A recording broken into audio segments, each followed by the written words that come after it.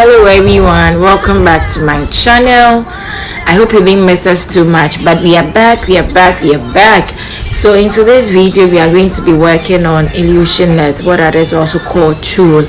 Kindly stay with me. Let's go right into it. In the previous videos I went through this session already, teaching how to bead on the illusion net or the tulle net in the neckline. And I'm doing it again because this is an upgrade on the very first one we did. So for this one, if you look at the thumbnail, you'll find out that the neckline was heavily beaded. Okay, so today's session we are going to go through how to heavily bead the neckline without having any issues. So for this particular one, we'll be using the normal thread, the one you know, the ones that are usually used for sewing. And then of course our beads are over here, so that's what we'll be using. We are using this thread because of the kind of effect we are trying to have on the neckline. When you use the normal fishing line, you won't be able to have it as seen in the video. Okay, that is for me. When I use the fishing line, I don't get that in the thumbnail. So I use the normal thread most often when it comes to doing things like that on the illusion net or the tulle. So as usual, you start with your, so let's go right into it. As usual, you start with your making a knot in the fabric. This is tulle net, so you have to make sure whatever knot you are creating won't be seen. So after you are done, you just cut off this excess and then you are good to go. So we are starting making up 3 beads. I think let me start with 3 for now. Start with 3. Okay.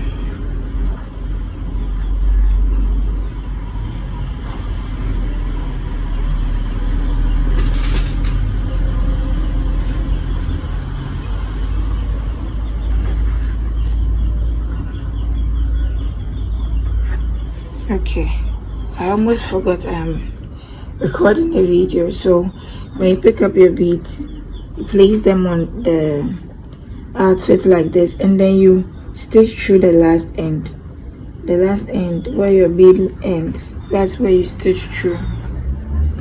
You don't stitch higher, you don't stitch lower. We are trying to get the beading closely together. Okay, so you stitch right at the end of your last bead. Stitch right at the end of your last bead, like this. Like this. So you're going to do this process to the end of your neckline, picking up 33. And that's not the only thing. This is just one. This is part 1 of the process. To have it as seen in the picture, you have a lot of work to do. So you start with this. So kindly note that the neckline is round, so you have to be able to position the beads in a way that you will be able to get the round effect. Okay, so at some point you make the spacing down here a bit bigger, able to get your round effect. And after doing that, you fill in later. You fill the spaces you make, you fill those spaces in later. So this is what I'm trying to say. So usually I might have brought the needle here, but no, I'm trying to get a round effect, so I'll bring the needle somewhere here, and that leaves me with a space over here. but that is not my problem now. I'll fill all those spaces out later. I just have to make sure I have my round effect.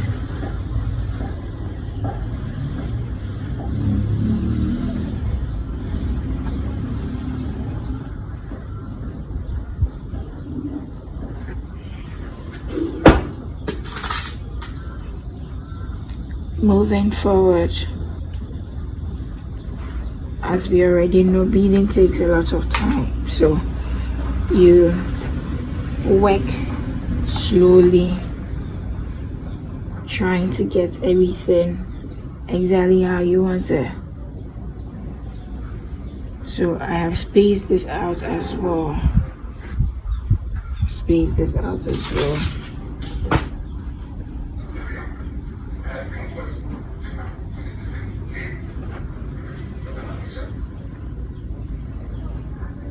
Those spaces don't affect the top here because it's a round edge, so the top side is a bit smaller than the down side.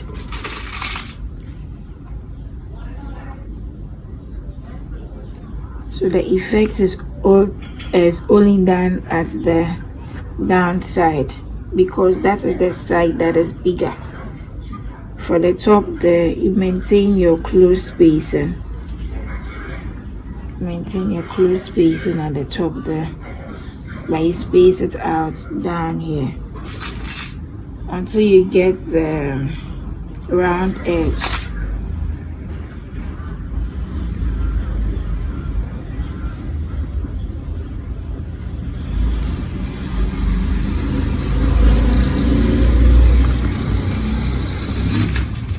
How many minutes for Barbara? 7. Okay, this here.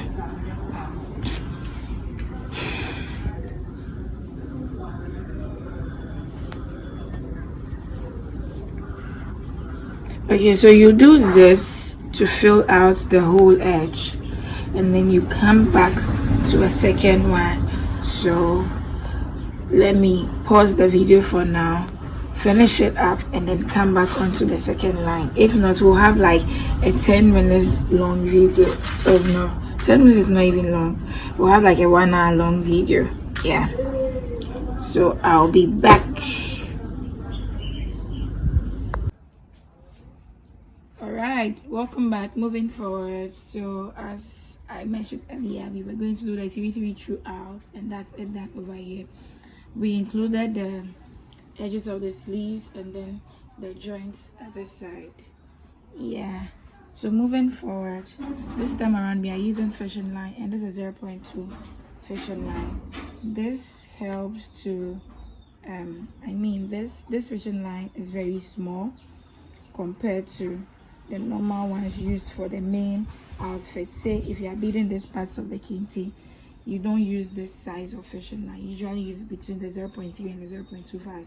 But for the skin net, it's advisable to use the very small one like this, the 0.2, because it's more smaller, and then it gets invisible by walking through it when you do use the 0.2 fishing line. Yeah, so we are starting.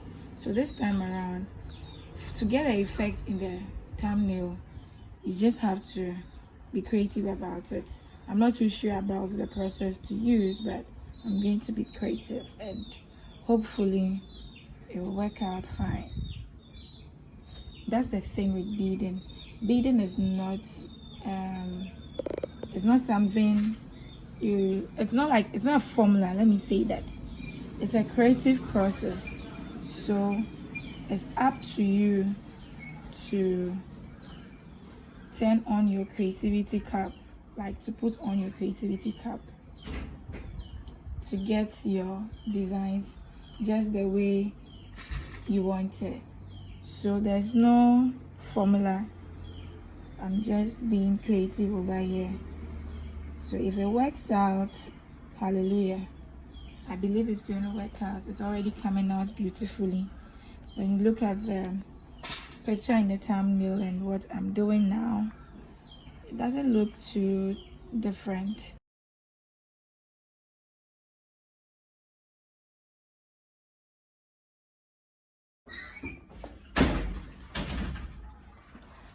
So in conclusion, this is what we have.